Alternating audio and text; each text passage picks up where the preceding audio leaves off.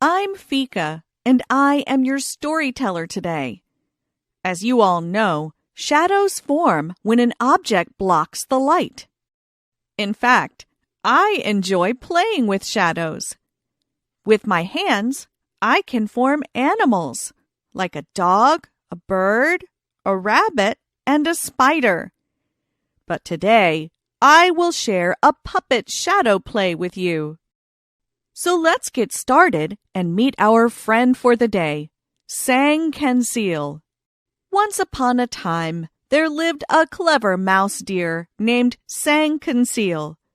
He lived in a green forest and had many animal friends.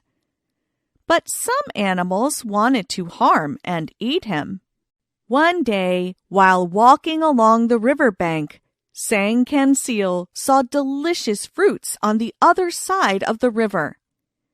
He wanted to get them, but a friendly fish warned him that Sang Buaya, a crocodile, lived in the river.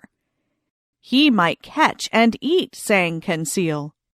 Sang Kansil knew about the danger of crossing the river, so he thought of a brilliant idea. He called Sang Buaya. Sang Buaya, Sang Buaya, I have some good news for you. Sang Buaya slowly swam closer to Sang Kansil. What can I do for you? He asked.